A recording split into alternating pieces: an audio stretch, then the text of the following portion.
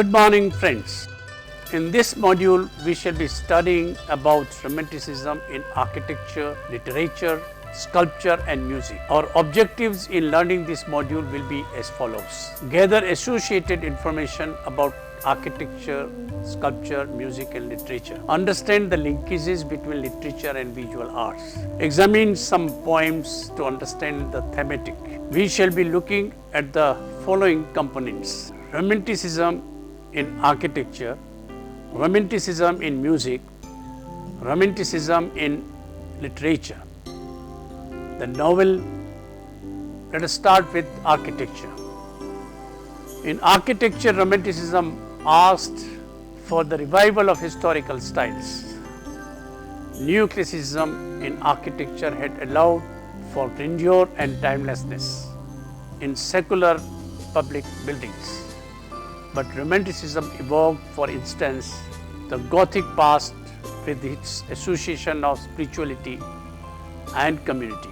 In America, too, Jefferson revived ancient Greek and Roman forms, which were ideologically appropriate for the newly founded American democracy. It did begin in Germany and England, but became very famous throughout Europe and the world. It was very popular with the aristocracy, who fulfilled their fantasy of living in a fairy tale like house. The romantic in architecture era was like fairy tale setting which aimed to stress the importance of nature with grand castles and extremely decorative towers based upon medieval cathedrals, only in a more fanciful than Gothic style. Only in more fanciful than Gothic style. Other influences termed exotic and Orientalist were also in fashion. Egyptian infused homes, Asian style homes or Swiss chalice with Japanese inspired roofliness. Egyptian columns and small springs sculptures coexisted with Indian and Chinese style of architecture. The best example here is the Royal Pavilion at Brighton, London, built by John Nash, 1552 to 1835, for the Prince Regent George IV in the Indian Gothic style, as is a seaside home. A series of opinion domes along the roof, minarets flanking the central dome, front porch with Moorish horseshoe arches and pseudo-Gothic bifurcated windows. Chinese interiors are all features of romantic architecture. Let us now look at the Houses of Parliament, London. We do remember the painting by J.M.W. Turner showing us the fire that destroyed the original building. Well, when the British government announced a competition for a new building to be designed in English perpendicular Gothic style and to harmonize with neighboring Westminster Abbey, the 13th century church where English monarchs are crowned, and Augustus Welby Northmore Puggin won. Barry developed the symmetry in the buildings, suggesting the balance of powers within the British parliamentary system, and Puggin provided the intricate Gothic decoration laid over Barry's essentially classical plan. For Barry, the Gothic showcased two great rules of architecture. First, that there should be no features about a building which are not necessary for convenience, construction and propriety. Second, that all ornament should consist of enrichment of the essential structure of building.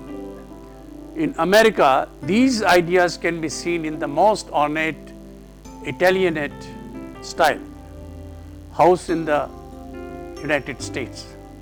In the famous Breaker's house overlooking the ocean in use in Newport, Rhode Island, designed by Richard Morris Hunt in the 1890s for Cornelius Vanderbilt. This 70-room mansion featured a 3-part stone facade where porticos open at both the ground level and the upper story to allow views of the surrounding countryside. A vacation home made for the wealthy in stone, the Italian Renaissance inspired this building. The central porticos are flanked by wings on either side, while many more modest Italianate homes are made of wood and feature modified Victorian woodwork. This stone house represents, while many more modest Italianate homes are made of wood and feature modified Victorian woodwork. This stone house represents the most monumental form of the Italianate style. Clearly a vacation home for the wealthy. The Breakers takes its cue from the Italian Renaissance villa type to create a visual reference between the Vanderbilt family and the established aristocratic families of Europe, who were widely viewed at this time as more culturally refined than their American counterparts. Swiss chalet style homes also became a huge hit in the US, especially with the middle classes, as it was affordable. It was introduced by Andrew Jackson Downing in 1850.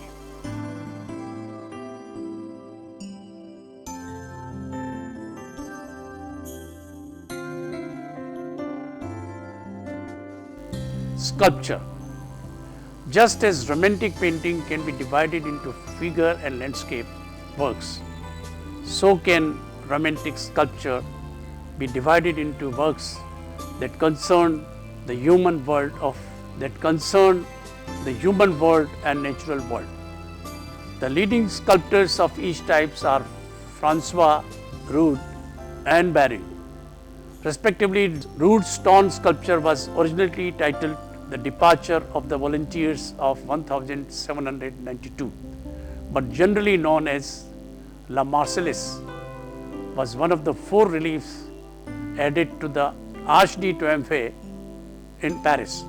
Look at the group of volunteers answering the call to arms in defense of France against foreign enemies, and the rhythmic energy of their motion.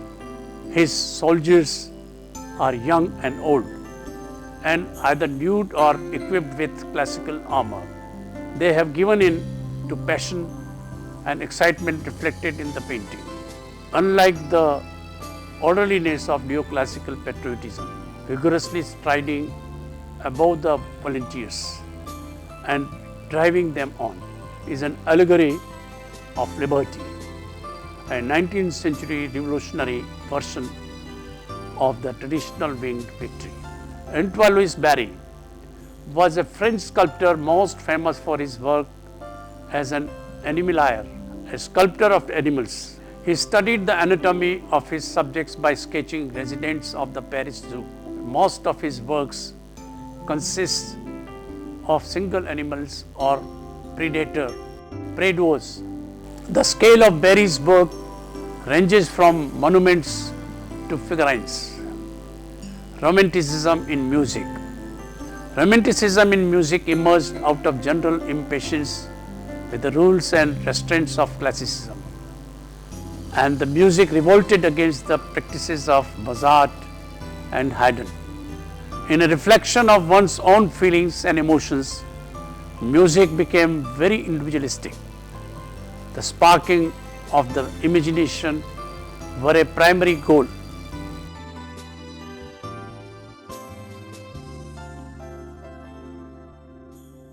The composer did not need a patron anymore. He would perform in front of the upcoming middle class, the bourgeoisie, emulating the aristocracy. in an exclusive salon. Standing outside the circle of the exclusive salon was a large but unorganized and unsophisticated concert-going public which loved music. Romantic composers were constantly striving to gain recognition of this large audience and in an effort to win acceptance. They were very sensitive to the likes and dislikes of these music lovers. About 1820, Beethoven began to write passionate composition which often threatened to burst asunder the classical forms in which he worked. His 1824 Symphony No. 9 is notable not only for its length and complexity, but for the fact that he introduced vocal soloists and a chorus into the final movement, as if the purely instrumental form of the classical symphony could not express all that he felt. After his radical departure from tradition, many composers felt free to experiment. The church was no longer considered a patron of music, with very little music written for liturgical purposes. The teaching of music, however, became an established profession. Many fine conservatories and schools of music were founded for the education of performing and creative musicians. Beethoven is also significant in the history of music for being the first composer to earn his living directly from his own work without being subsidized by a church or an aristocrat. Romanticism in literature. Romanticism transformed poetry, sculpture and music, especially opera. It was also known as the picturesque and was interpreted as an artistic and intellectual movement.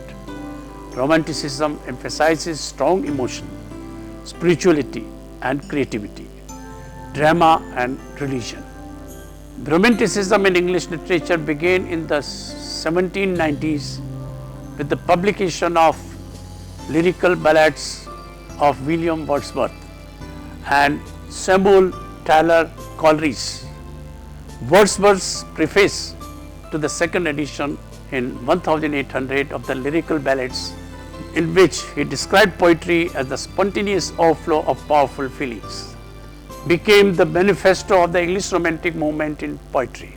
William Blake was the third principal poet of the movement's early phase in England. The first phase of Romantic movement in Germany was marked by innovations in both content and literary style and by preoccupation with the mystical, the subconscious and the supernatural. A wealth of talents including Friedrich Hölderlin, the early Johann Wolfgang von Goethe, Jean-Paul Novelis, Ludwig Tieck and Friedrich Schlegel, Wilhelm Heinrich Wackenroder and Friedrich Salings belonged to this first phase. In revolutionary France, the Vicomte de Chateaubriand and Mamie de Staël were the chief initiators of Romanticism by virtue of their influential historical and theoretical writings. The second phase of Romanticism, comprising the period from about 1805 to the 1830s, was marked by quickening of cultural nationalism and a new attention to national origins, as attested by the collection and imitation of the native folk ballads and poetry, folk dance and music, and even previously ignored medieval and Renaissance works. The revived historical appreciation was translated into imaginative writing by Sir Walter Scott, who is often considered to have invented the historical novel. At about this same time, English Romantic poetry had reached its zenith in the works of John Keats, Lord Byron and Percy Bysshe Shelley, a notable byproduct of romantic interest in the emotional, were works dealing with the supernatural, the weird, and the horrible, as in Mary Shelley's Frankenstein and works by C.R. Maturin and the Marquis de Sade and E.T.A. Hoffmann. The second phase of Romanticism in Germany was dominated by Achim von Arnim and Clemens Brentano, J.J. von Goris and Joseph von Eichendorff and Joseph von Eichendorff. It was a deliberate and sweeping revolt against literary principles of the Age of Reason.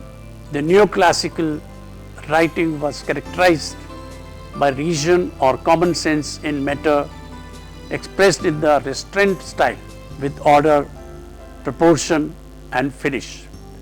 Romantic writing is characterized by imagination in matter expressed in a style more or less free of restraint, a style which may be simple or grand, picturesque or passionate, depending on the moods or temperament of the writer. In other words, Romanticism subordinates form to matter and stands for informality and freedom, desire for imaginative freedom, passion for nature, yearning for the past. These were impulses had been stirring throughout the 19th century, leading to the Romantic period. The Romantic writers look upon nature now with points of view that were previously unknown.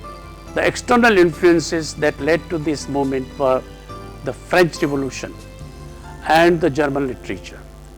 Germany had already taken great strides in poetry and drama under Goethe and Sels, and in philosophy under Kant and Schelling during the second half of the 19th century.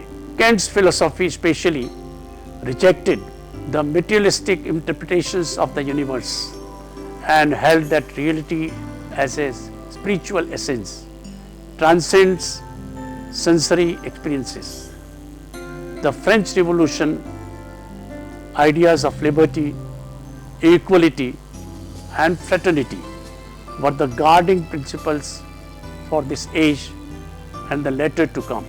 The Romantics returned to the beauties of external nature, the simple life of rustic folk in close communion with nature, etc. Wordsworth's Solitary Reaper conveys a sense of melancholic openness of humanity with an all-encompassing nature. When seen by the poet, the reaper is alone in a vast expanse of land. Other English poets of the Romantic movement included Lord Byron, Percy Bysshe Shelley and John Keats. If Wordsworth spiritualized nature, Coleridge turned to metaphysical aspects of nature. Shelley invests the objects of nature with a celestial gleam and sees the nature, the promise of millennium to mankind. Keats' love of nature is deeply sensuous, not spiritual or intellectual. To Byron, nature is just backdrop to human moods and feelings. He portrays it realistically with very little mystery.